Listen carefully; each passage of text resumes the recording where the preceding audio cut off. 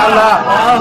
আজকে থেকে সব আলেমী শোনা, এই মসজিদ আমাদের আলেমী শোনা, এখান থেকে আলেমী শোনার কাজ হবে ইনশাআল্লাহ। ইনশাআল্লাহ। সব আলেমী শোনা, সব ছাত্র তো হয়ে গেল। বলে ছেড়ে দিন না, আচ্ছা বলে দিন বলে ছেড়ে দিন। হ্যাঁ ভুল না ঠিক আছে। এখন ভুল আর শুদ্ধ সাচ্চাবের কামটা ভুল না শুদ্ধ কেন কয়ে দেব? আলেমে কয়ে দেব, তাই না? কোন আলেমে কয়ে দেব?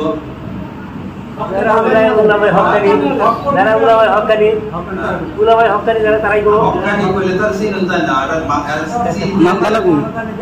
আমি কয়ে দেব, আমি কয়ে দেব,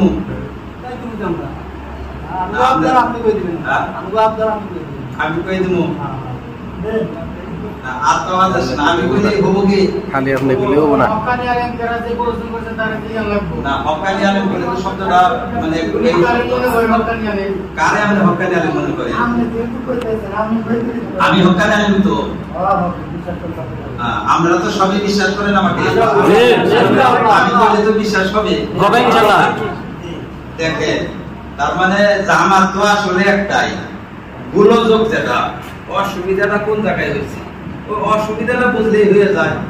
অসুবিধা খুব একটা বেশি না, তো সামান্য একটু অসুবিধা হয়েছে।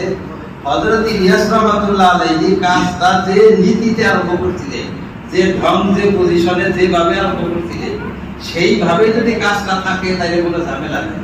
কাজটার নিয়ম কি?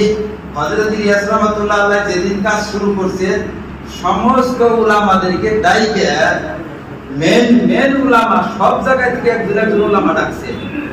বিশেষ করে দারুল দেওবন্দ, সাহারানপুর, এই সমস্ত বড় বড় যে সমস্ত অনুষ্ঠান আছে তাদের বড় বড় আলেমকে ডাইকে তাদের পরামর্শ করে কাজগুলো করছে।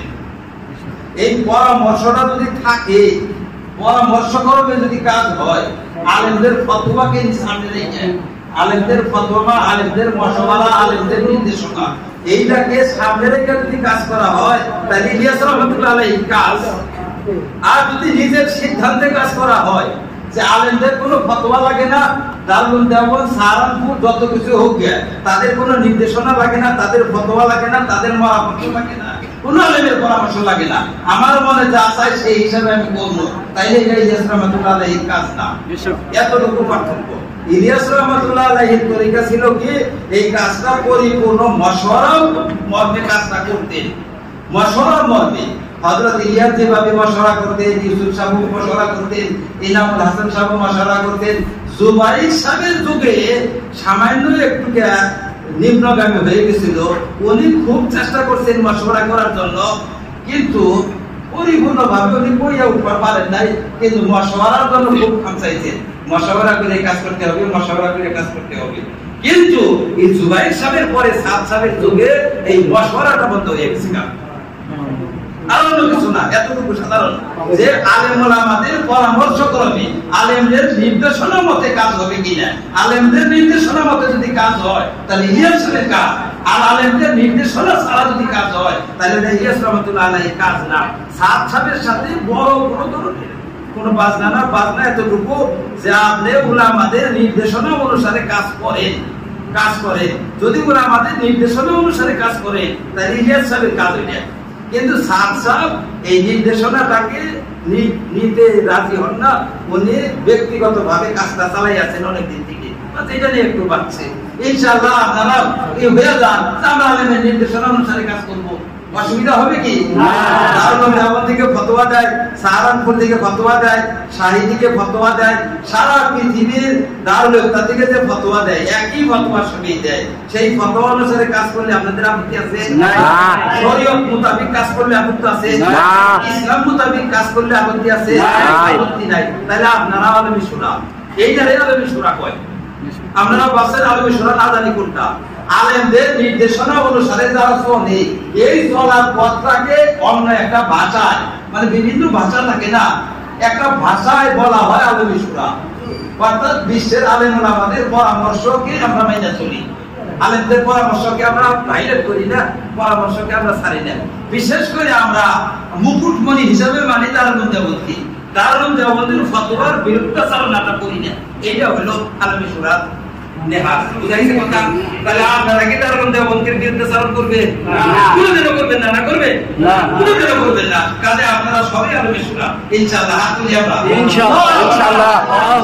আজকে থেকে সব আলোকে শোনা, এই মসজিদ আমাদের আলোকে শোনা, এখান থেকে আলোকে শোনার কাজ হবে ইনশাআল্লাহ, ইনশাআল্লাহ। সব আলোকে শোনা, সব ফেতনা দূর হয়ে গেল, শয়তান পালিয়ে গেল এখান থেকে, শয়তান সব চলে গেছে, শয়তান পালিয়ে গেল, কোনো শয়তানের সুযোগ এখানে নাই।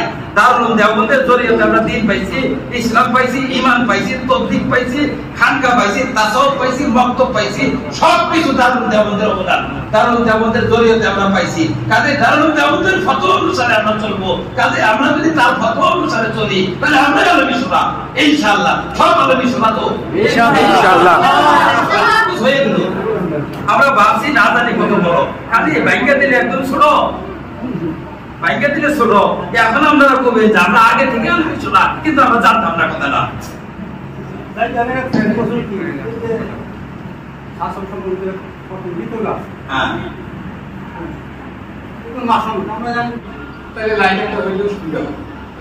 প্রথম যে কয়েকজন আমার নবাব থেকে দরম থেকে দুপুর থেকে আমরা বলছিলাম যে আমরা এই অঞ্চলের ভিতরে এখানে আলেম অনেক আছে, সবাইকে চিনি না, চিনি আমরা আপাতত দুইজন কালেকশন এরা যদি যে কথা বলতেছে আর এরা যদি বলতেছে আর এই পরিবেশন বাকি আলেম মুক্তি আছে তারা কোনো প্রতিবাদ করতেছে না, হাসান তাহলে আমরা কোনো চিন্তা করতে দরকার নাই, এই পথে পছন্দ করি। আর দেওবন্দ লেভেলে থেকে দেওবন্দের মাদ্রাসায় সেখানে আমরা ১৬ জন আলেম সই আছে, সেই ১৬ জন আমরা কেউ চিনি না, আপাতত আশাদ মাদের আমরা চিনি, তাদের অত্যন্ত পরিচিত সই করেছি। এর শেষ যে আছে বাকি সম্পত্তি আমরা ইসলামিক সম্প্রদায় জিরো, আমরা এরা যখন যারা বলবো এটা আমাদের ফলো করতে হবে। সবাই চাকরি মসজিদের সবাই কিন্তু স্বীকার করছিল, আর মরিগাঁও ইস্তেমা যাওয়ার জন্য সবাই হাত আনছিল যে আমরা ওখানে যাবো, কিন্তু দেখা কিছু সাইড। তারপরে একটা বদনাম, এই বদনামটা কেন হয় এই কথা একটু চিন্তা করতে হবে। বদনাম হয় কারণ আপনার কয় না এই দুইজন, আর আমাকে মনে কিছু বদনাম হয় তার মানে এই দুইজন, কারণ আমরা দেখছি এই দুজন বদনাম এই জন্যই হয়। আমি কয়েকটা বই খুলেছি যে ১০০, ১৫০, ৩০০ পর্যন্ত আলেম বা মুফতি প্রেজেন্ট, যখন কিছু বলতে হয় এই দুইজনের সামনে কেউ খারাই না, কাজেই বদনামটা এক দুজন, মানে এত মধ্যে পাশ করবে, এত মধ্যে পাশ করলে কিন্তু সমস্ত শত একমত আছে না নাই আছে আছে, এত মধ্যে পাশ করলে একের সামনে তাদের মুক্তি আর কথা কম করবে, কেউ ওই যদিও জানে সাহস করে মূল কথা জানা। এখন বদনামটা হয় যে এই দুইজনের ব্যবসা চলে গেছে। এই তো ৩ দিন আমি এই হুজুরের বয়ান পেয়েছি, ৩ দিন একদিন লিঙ্ক হয়ে গেলাম, ওই দিন গেলাম হরিশ্বর রাস্তা হলাম, এই হুজুরও বদনাম চালু করে আসছে। যেহেতু আমরা জানি না আমাদের এরকম যদি জবাই হয় এরা হবে, আমরা এই পথে চলার জন্য ভুল হয় তাই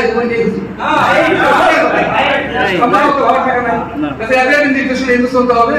কাজে এই দায়িত্বটা বর্তমানে আপাতত পালন করার জন্য কিছু দায়িত্ব এই জন্য যে কটা আমাদের কি আছে, এই হালকা মসজিদের যে জিম্মাদার, সেই জিম্মাদার যদি তার ত্রুটি আছে বুঝতে ইমিডিয়েট আপনারা আলেমের সাথে বইছে, সিম্পল কথা বুঝে নিয়ে আসেন, জিম্মাদার যাবো তাই হোক। আমাদের হালকার জিম্মাদার আমাদের সালাম, আপনার সালাম থাকার জন্য ঘটনা যখন মশলা করলাম ওকে হয়ে গেল, তারপর প্রথমেই আমরা ওকে আপনি মুলাফার জিম্মাদার আপনাদের পাই, আপনি যদি ঠিক হয়ে যায়, আপনি যদি বুঝতে ঠিক হয় আপনার আমরা যদি অবস্থা বুঝেই দিচ্ছি তাও না, কাজে জিম্মাদার কারণ ঠিক হন, যদি কেউ বুঝবার বাকি আছে এই দুই মুক্তি না আরো কার কাছে বুঝলে যে আপনি বললেন আমি একা এর কথা বিশ্বাস করি না, তার কথা এরা বিশ্বাস করি, তার বিষয়ে আরো একটা করেন, কিন্তু করে একটা লেখা আসে। আরেকটা কথা যারা আর এই ইমাম যারা আছে প্রত্যেকটা মসজিদের ইমাম দায়িত্ব, ইমাম যখন ভুল পথে চালে আমরা ভুল, তার জন্য ইমাম সব দায়। ইমাম সবার শিক্ষক দরকার যে কোন লাইন চলুন, ইমাম যখন ঠিক হবো তখন সব ওই ঠিক হয়ে গেল। কাজে দয়া করে জিম্মাদার ইমাম এরা ঠিক হয়ে সত্য কথা আসেন, কোনো থাকো না। আর এতে যদি আমরা এই লাইনটি আলেমের সাথে যদি ভুল হয় সেটা আমরা প্রমাণ করে দেখুন, সেটা থাকবে না ইনশাআল্লাহ কথা হয়।